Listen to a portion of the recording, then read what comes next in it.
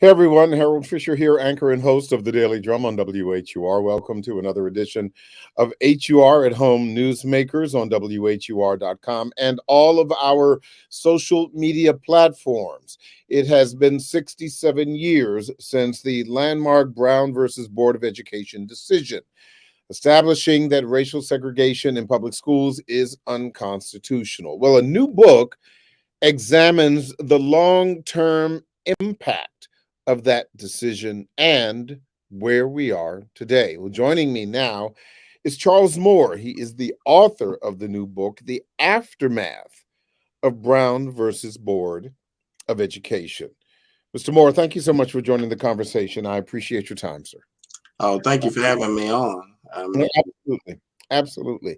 You know, we all know about Brown versus Board and certainly the early days of the impact of that, and certainly the celebration at that time after 1954.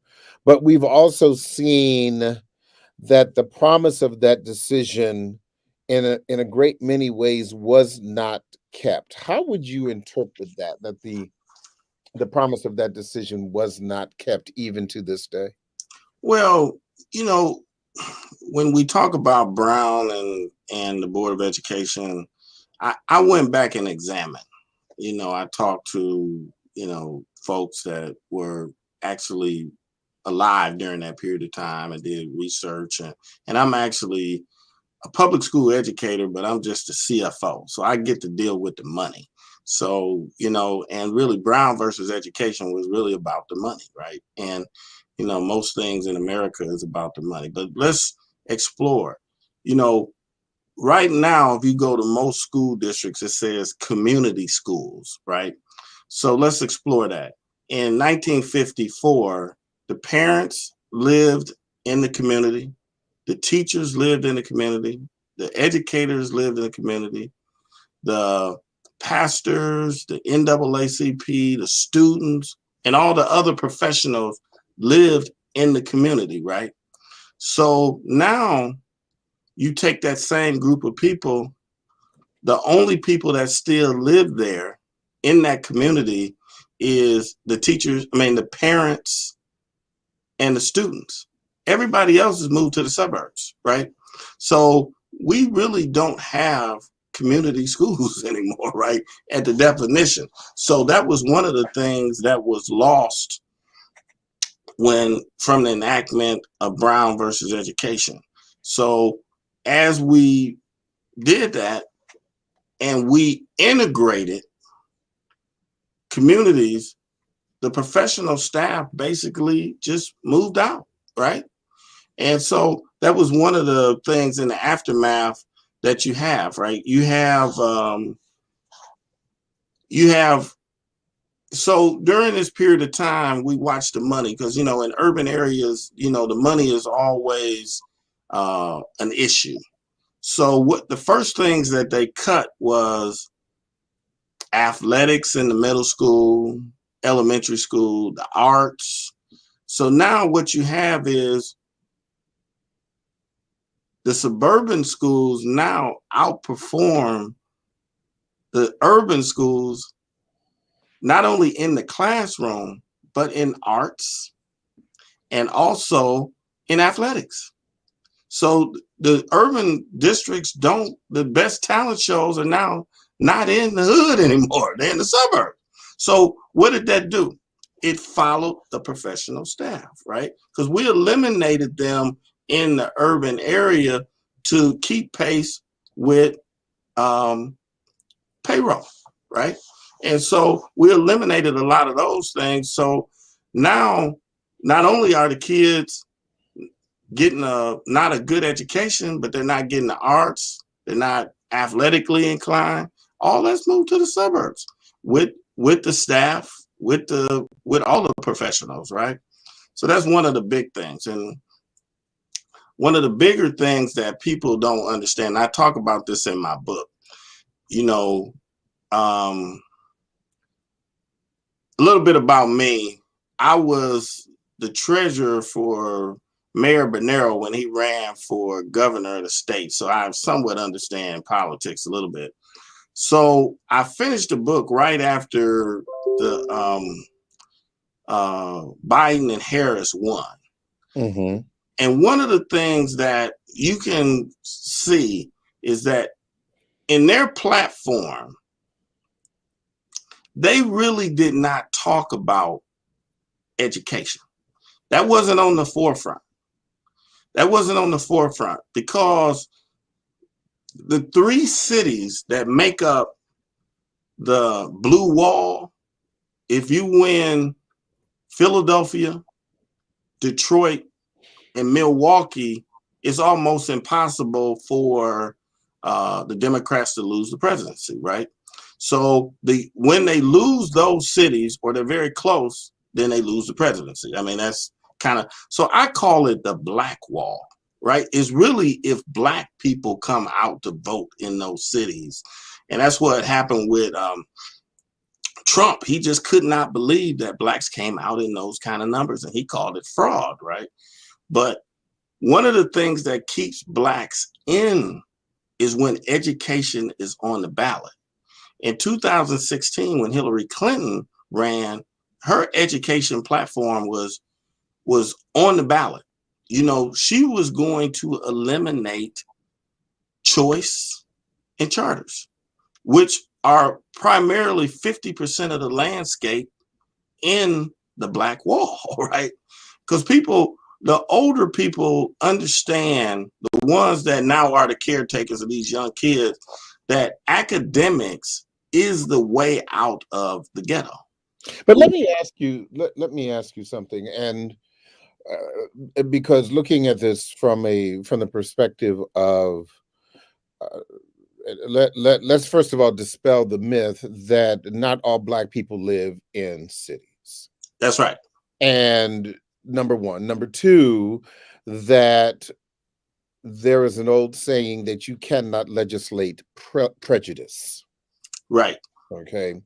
And that after Brown versus Board, after we began to see the integration of schools like the University of Alabama and the University of Maryland and some of the other schools, when we began to see sports, the best players move from HBCUs to the PWIs, and you began to see black people get educations that were not just in HBCUs.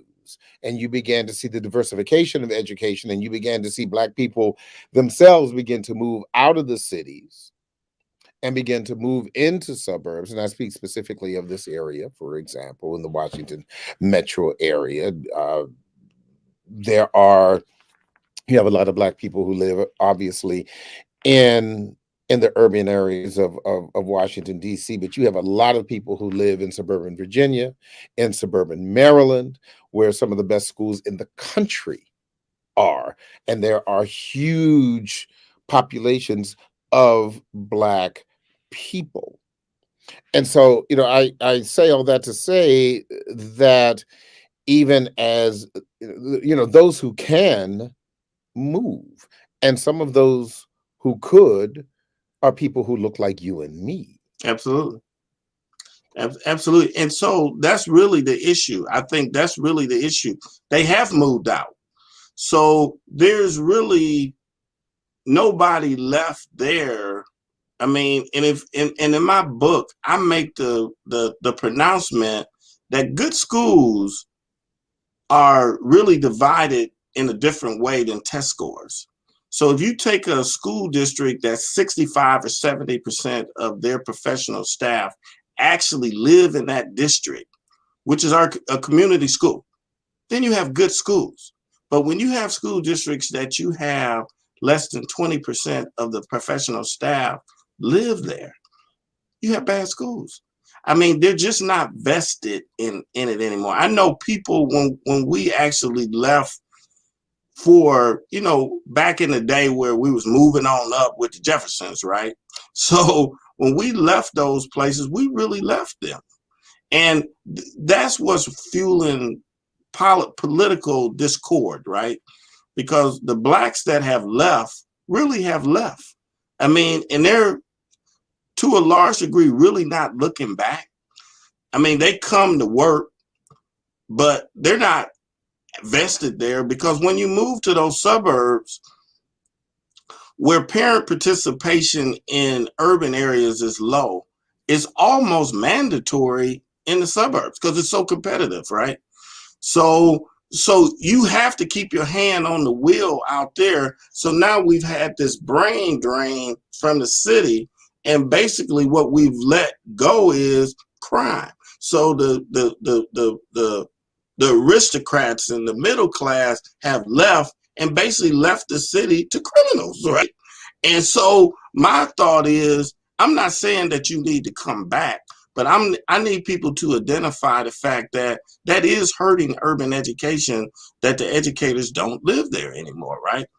And so that's what fuels the pipeline to prison, right? The pipeline to prison, the people that used to guard African-American kids, again, the teachers, administrators, the pastors, the NAACP, all those people moved out. Now we're labeled, right? So we're labeled Title I, at risk, special education. So they can track those kids, and that's what they use for the data to make prisons, right? To get low income housing. And so what we have to do is we have to identify what the issues are. And my book does that. I go in there and I talk about that this brain drain is different than what Brown thought it would be, right? Because Brown set up that we basically would put more money, but they just never saw the fact that all these people would actually move to the suburbs, right? That goes to the point that I was making, of course, that Brown assumed that people would stay, but that you could legislate prejudice, but you cannot, and the other issue is, and this is a problem that we are seeing across this country, and this goes to your point about money, that even in urban school districts, that you can throw money at teachers and you can throw money at school systems, but money does not in and of itself solve the problems, because even if you pay teachers more to teach in an urban school district, they will just move out and commute back in. Right. And so my book, we call it Title 13. And really, it's a performance-based model that, what we need is, we need to pay teachers more, but we need to pay teachers more to perform. Because if you have kids that are behind, right, they need the best teachers. So what happens in urban education is, if you have a city just like the DMV, where you have a good neighborhood in a bad district, the good teachers tend to go to the better schools, right? Because those students look more like them and their families and that. So the poorer schools get the worst of the educators, which just exacerbates the problem. So my whole solution is to pay those people more for performance, because if you can raise a kid with all of the things that they have going against them up to a higher level, you should be paid more. But with a teacher's contract, everybody get paid the same. So if I get paid the same, I want to go over here where it's easier, right? If I want them to do more, I'm going to pay them more because the risk is harder.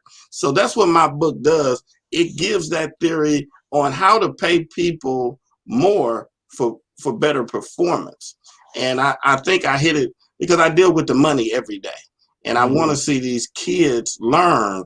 And it's a great read. That's just me. I'm self-promoting. You say so yourself. Yes. If I say so myself, it's a great read. And I think that it not only is it a good read, I think it changes the landscape of education if we really have these discussions. Well, the book is called The Aftermath of Brown versus Board of Education. Author Charles Moore, thank you for taking some time to talk to us. Thank you. All right, and good luck to you. That is it for this edition of HUR at Home Newsmakers. I'm Harold Fisher, and as always, I'll see you on the radio.